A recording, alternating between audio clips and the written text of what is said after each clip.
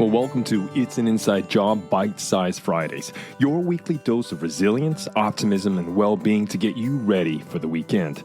Now, each week, I'll bring you insightful tips and uplifting stories to help you navigate life's challenges and embrace a more positive mindset. And so with that said, let's slip into the stream.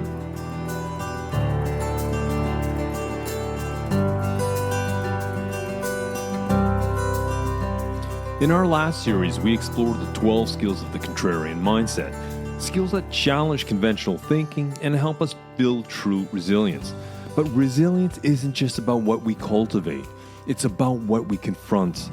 That's what this series is all about. Over the next 15 Bite-Sized Friday episodes, we'll take a hard look at the fears and unhelpful mindsets that hold us back, the ones we all face but rarely talk about. For example, the fear of failure, the fear of vulnerability, fear of change or uncertainty, the fear of conflict, the imposter syndrome, or the weight of perfectionism. These fears don't just slow us down, they quietly shape our decisions, limit our potential, and keep us stuck in patterns that no longer serve us. Most self-help advice teaches you how to work around these fears. This series challenges you to face them head on. Because if we want real growth, deep, lasting change, we can't afford to ignore what makes us uncomfortable. Contrarian thinking isn't about being difficult for the sake of it. It's about questioning default reactions, breaking free from limiting beliefs, and seeing challenges from an angle most people overlook. So let's cut through the noise, break the patterns, and reshape the way we think, one fear at a time, one unhelpful mindset at a time.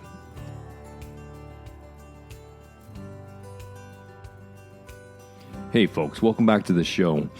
This Bite-Sized Friday, I want to dive into something that I think is very pertinent. This is sort of a kind of almost of a bonus episode.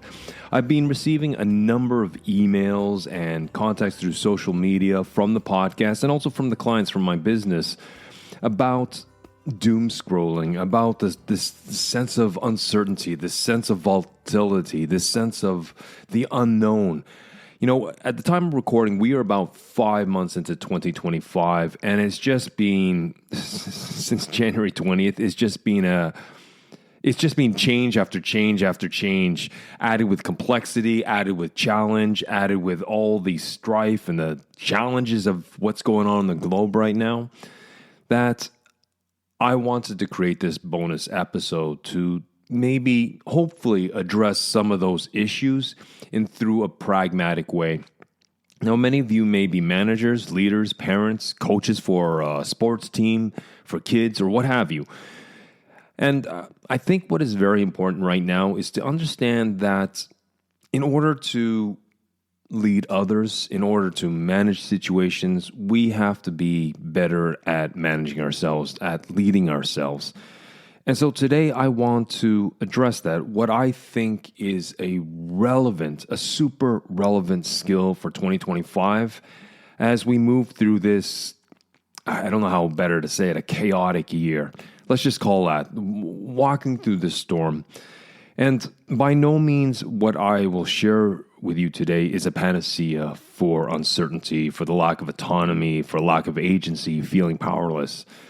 But what I want it to be is a tool in your toolbox to help you find buoyancy, to find stability, to find that inner sanctum in you, that inner refuge that you can retreat to, that you can find stability and you can feel grounded to weather this chaos, to weather this storm. Because all storms end. They are temporary. But from the here and now where you are standing right now, you can just see this storm last and last and last, and it'll go on forever. But as they say, this too shall pass. So today I want to perhaps kick off with the term that many of you may know, and some of you may not know. It's the acronym VUCA. That stands for volatility, uncertainty, complexity, and ambiguity. And I think this term is the right term, the right acronym to describe the kind of precarious nature the world is in right now. So let me walk you through how I see each of these words. You know, volatility, this is when the situation, the world around us seems unstable, and the changes are unpredictable and they're rapid. The challenges and the changes around us, they arise quickly and often without any signaling or any warning. It just shows up uninvited, and there it is. Uncertainty, well, we've talked about this a lot. This is the lack of predictability. It's having insufficient information about the current circumstances, the current situations in which you find yourself. It's understanding that we lack insufficient information about future outcomes or the consequences of decisions. It could be our decisions, or it could be decisions at a greater level, above and beyond our paycheck per se, above our heads. Then there is complexity. This is the numerous interconnected factors and variables that make it difficult to fully grasp the cause and effect relationship. Meaning, what does one change happening? How does that play out? It's like trying to predict billiard balls. You can predict, the white ball hitting the 8 ball if you're very good and you know the angle. But when you're breaking the cluster of balls at the beginning of a billiards game, who knows where all the balls are going? That's complexity. It's trying to understand, trying to simplify a complex situation, and that's not always easy. And the last one is ambiguity. This is when situations have unclear meanings and they can have multiple interpretations. We can have multiple meanings about things. And this can lead to confusion about what is the best approach, what is the best response. And when you put all this together, you can understand why sometimes people feel untethered, they feel unmoored, that they're floating about, they are navigating the sea without a rudder. And whatever other metaphor or analogy you want to use, I think it perfectly describes, to some extent, the situation many of us, the majority of us, find ourselves in right now. And in this VUCA world, if you are a leader or a manager, I think the skills that are needed to learn, on top of resilience, and I'm going to go into some of those today, is that leaders must rapidly adapt to these changing conditions. It's about making decisions under uncertainty. It's about trying to navigate the craziness and chaotic nature of the complexity we find ourselves. And it's also to clearly communicate despite ambiguity, despite the unpredictable nature and insufficient information that we find ourselves in right now. And so today I want to talk about something called the control certainty matrix. Now, this is a tool that I use in my private life and my professional life when I'm helping my clients trying to move through uncertainty, through the lack of autonomy, through the lack of agency. Now, the brain loves certainty and it loves control. That's its sweet spot per se. And what the brain really does not like, that puts us into threat mode, as it puts us into a survival reactive mindset, is when we interpret the world around us as there is no certainty or complete uncertainty, and we have no control. We have, as I said, no agency or autonomy over the situation. So today I want to introduce a tool to you, as I said, that I use. It's called the control certainty matrix, or the certainty control matrix. And basically I want you to imagine XY axis. Now the Y axis is the vertical line that moves from 0 to 100. That's the certainty. The x-axis is horizontal, moving from 0 to 100, and that's control. Now, within this matrix, there are 4 quadrants, or 4 blocks. Now, if we look at the xy axis, just to walk you through it right now, if I have 100% certainty and 100% control, this is what we can call confident execution. This is the sweet spot where we all like to be leaders, right? This is when we show up at our best. Because we have complete certainty, complete control. Everyone's a great leader in this spot. And then you have the other opposite end of that, where we have no certainty, no control. Well, this is complete chaos and vulnerability. Now, on the x-axis, if we have full control and low certainty, this is leadership under pressure. Now, the other quadrant is when we have low control and high certainty. This is when we need to employ acceptance, and patience. Now, what I want to do is I want to spend the remainder of this episode walking you through each of the quadrants and what we can do cognitively and emotionally for ourselves to find stability, irregardless if it's high control, high certainty, or low control and low certainty. High control, high certainty. This is the sweet spot that we all want to find ourselves in. This is where the brain, this is its happy place. And pretty much, if we had to describe it, it's when you know what's happening and you can influence it. So examples of this is when you're executing a well-rehearsed presentation, something that you know inside out. You are the guru and the master of your discipline. It's about managing a project within your area of expertise, for example. Or at home, it's following a recipe you've mastered. You've cooked 1,000 times. You could do it with your eyes closed. And the emotional state here, we tend to feel confident. We feel focused. We feel collected. And we feel calm. It's in this zone, which is like the zone of execution. We can just decide and execute without a lot of thought being needed. Here's where clarity meets capability. You know the terrain, you have the map, you have the right tools, the know-how, the experience. And in this quadrant, well, it's defined by precision, control, and effective action. The traits here are about delivering results. It means performing with consistency. It means optimizing performance. This is where you can lead through doing, not just knowing what to do, but doing it well. It's the space, it's the place of skilled autonomy. It's about reliable outcomes. We know we can read the future pretty much because we know how it's going to play out because we've done it scores of times. Here, your confidence is grounded in evidence, in the facts. The mission is clear, and so is your ability to complete that mission. It's the confidence we feel. We trust in our skills and our knowledge and our judgment. There is no doubt. There is a sense of composure where we feel sort of a calm focus under pressure. We know what the pressure is and the stressors are there, but we see more as a positive or a eustress than a negative stress, a duress. There's a sense of mastery. There's a refined competence from experience and learning that we've mastered over years, if not decades. And there's also self-efficacy. This is the belief that our actions will produce positive results and outcomes. Now, this is the sweet spot, the easy quadrant.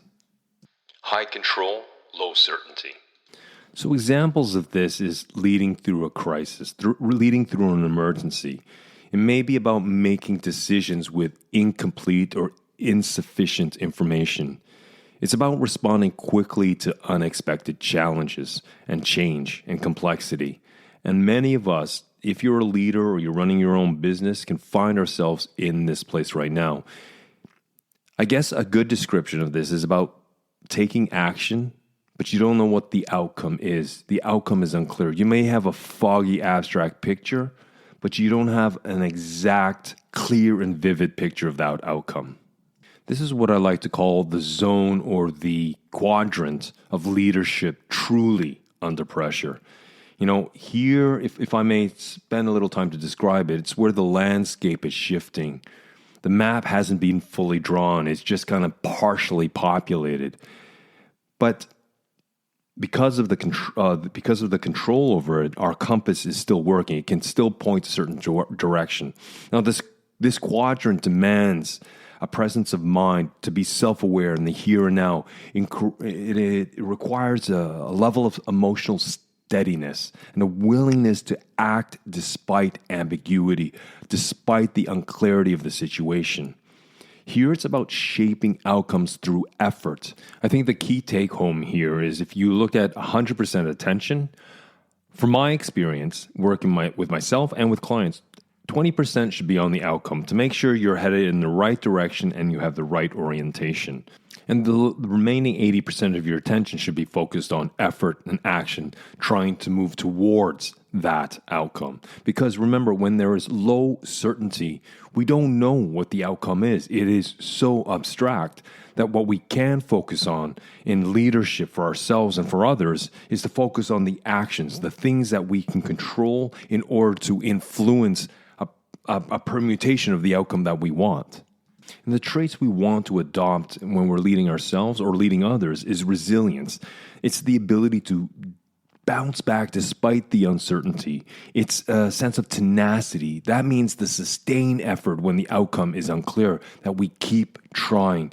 We fall down, we learn, we get up and move forward. It's about courage. It's about stepping forward into the unknown with agency to find our sense of autonomy. And the other one is adaptability. This is flexible thinking. It's the ability to adjust our actions to changing information. And this is the key, the quintessential aspects of the contrarian mindset. So the traits here reflect a contrarian mindset of engagement. You push forward, you adapt fast, and you refuse to be paralyzed by what you don't yet know. And, truly in this quadrant, this is where real leadership is forged. It's not in certainty, but it's in the motion through uncertainty. Low control, low certainty. You're in this quadrant if, for example, you're experiencing a personal crisis or trauma. It's just so raw, it's so new that nothing is settled. Everything is up in the air. It's finding yourself caught in an unfamiliar environment during an upheaval. This might be an merger, an acquisition, and it could be watching uncontrollable global events unfold in front of our eyes. We just turn on the nightly news, we scroll through social media, and we see it happening. And we feel so disempowered. We feel no sense of agency or autonomy over the situation. We feel like we're being swept up in a powerful river with rapids and whitewater rapids that we do not have the strength. The only strength we have is to keep our head above the water. And some of the emotional states, which is completely normal in such abnormal situations, we feel anxiety, we feel a sense of powerlessness or helplessness. We can feel this sense of overwhelm. This is the quadrants, what I call the storm. This is characterized by situations or circumstances where everything is unclear. You can't seem to predict the future or even shape it, at least not right in the moment. But that doesn't mean you're powerless. The traits here don't give you control. They help you survive the lack of it. This quadrant is about inner steadiness when outer circumstances are beyond reach. It's about finding your center when everything else is spinning. You don't fight the storm. You outlast it. It's grounded not in action, but in awareness and acceptance. It's about the ability to hold your humanity intact. And some of the cognitive skills from the contrarian mindset we can use is equanimity. This is the ability staying mentally calm amid the chaos. I've talked about this before. It's about retracting into the eye of the storm as it rages around us. It's also about faith. It's about trusting in something beyond yourself. It may be trusting in the process. It may be trusting in the coaching sessions you're having with someone or the therapy. It may be trusting in a good friend, having a faith that things will turn out best. It's about looking at your past experiences and seeing the other tumultuous times that you survived, that you grew stronger from, that you developed and evolved into the person you are today. It's a faith in yourself. It's a faith that this too shall pass. It's also about surrender. This is the wisdom of knowing when to release control. There is a freedom, there's a liberty, there's a lightness that comes when we just surrender what we try to control. And we find that equanimity. We pull into the center of the storm and we have faith that this too shall pass. That day shall follow night. And I think the fourth powerful skill, cognitive skill, is presence. It's about grounding yourself in the here and now, in the moment, even in the disarray. Low control, high certainty. Examples of this quadrant is, for example, awaiting the results of a decision made by others. It may be aging or natural process that you can't influence. It's an impending layoff after some sort of official notice. And what all of these examples have in common is that you know what's coming, but you can't change it. And here, the emotional states that are quite indicative of this is resignation, is a sense of acceptance or frustration or maybe even complacency. When there is low control and high certainty, you know what's happening, but you just can't move the pieces. This quadrant isn't about action. It's about posture. How do you hold yourself when time or circumstance won't let you act yet? The traits here build quiet strength and mental endurance. You're not reacting, you're remaining. The leadership skills here, it's about, this quadrant asks you to stand still with dignity, to bear the weight of what is.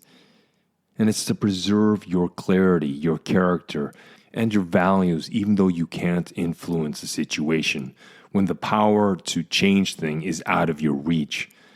This is, in a sense, if you had to picture it, is kind of an inner scaffolding that supports your resilience, in delayed or constrained situations. Some of the powerful cognitive skills here that are part of the contrarian mindset when we're trying to lead ourselves through low control and high certainty. Well, the first is acceptance. And this can be really hard sometimes. This is about coming to terms with what can't be changed. It's finding that peace with that. It's fortitude.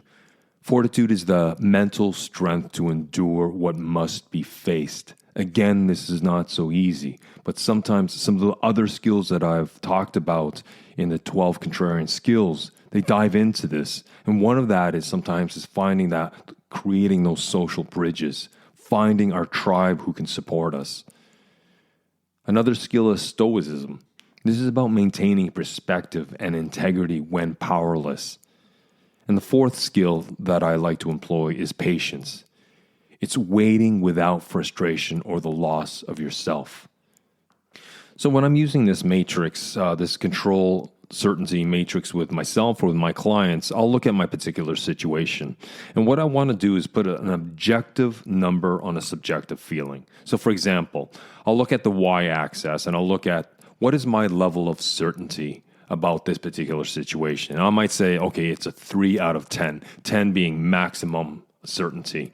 Then I'll ask myself, what is my level of control in this particular situation? Again, I put an objective number on a subjective feeling. I'll say, well, it's an 8. So this allows me to figure out which quadrant I'm in. Now remember, in each quadrant, the way I've laid it out, these are leadership skills that we can use for ourselves to find that stability.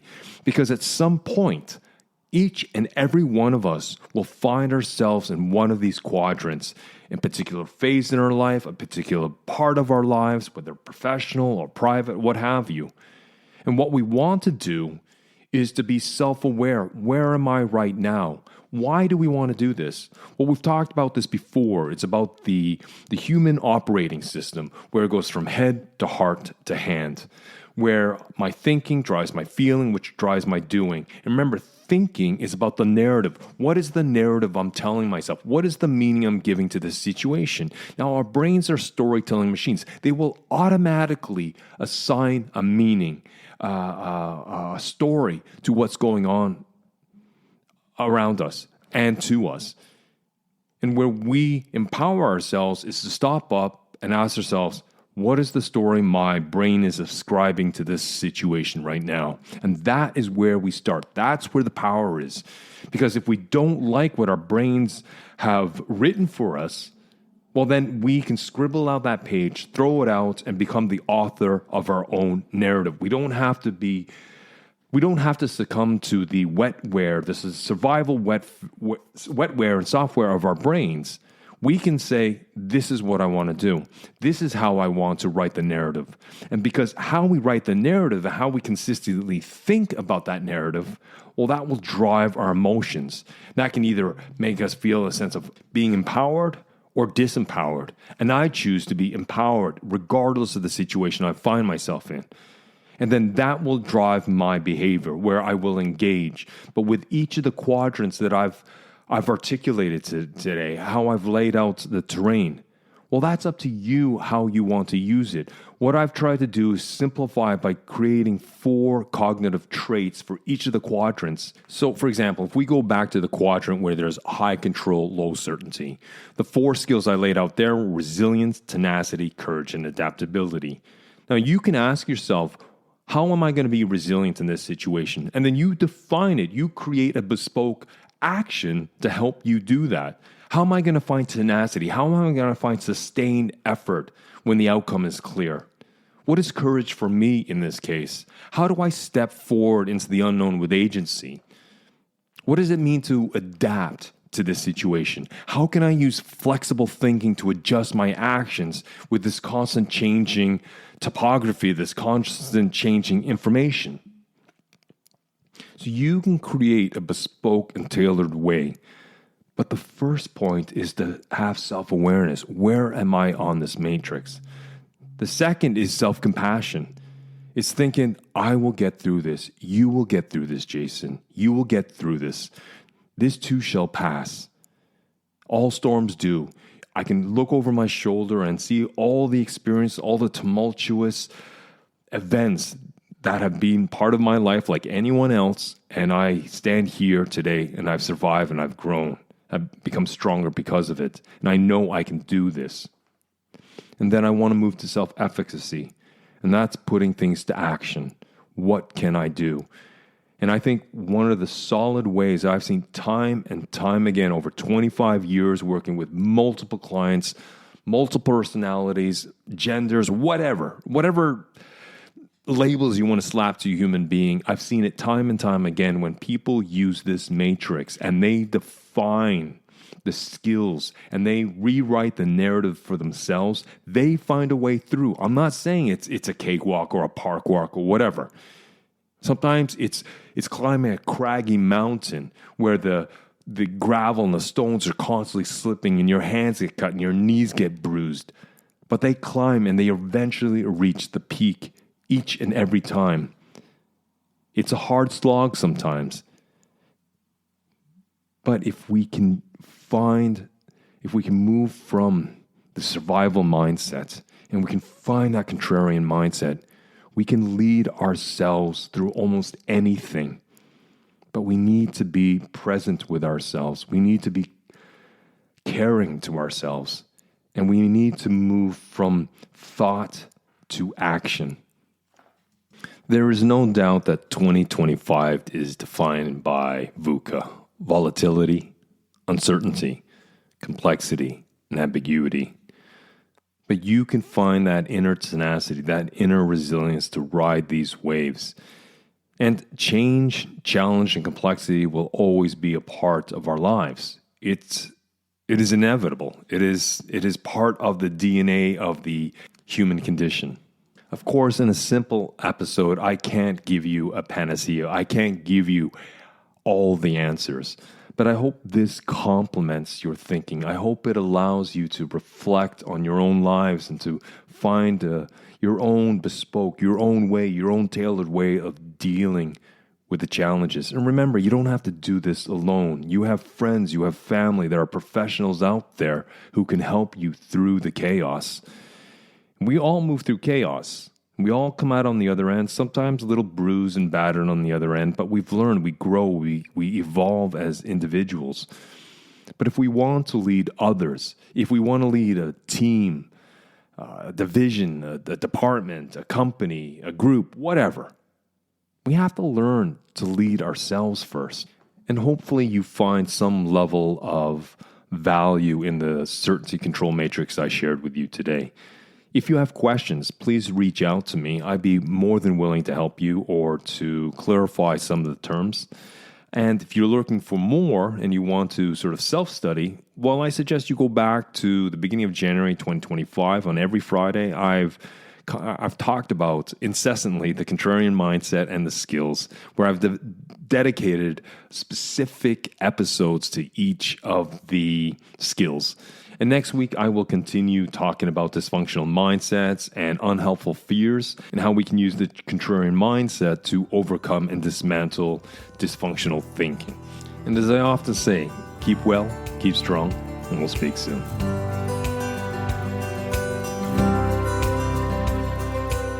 If you're curious to know how to build a contrarian mindset for greater resilience, fortitude, tenacity, psychological strength, and a sense of well-being, well, you'll find the links to the other episodes in this series in the show notes. So make sure you hit that subscribe button, and I'll be back next week with my long-form conversational episodes on Monday and the latest bite-sized episode on Friday. And have yourself a relaxing and rejuvenating weekend.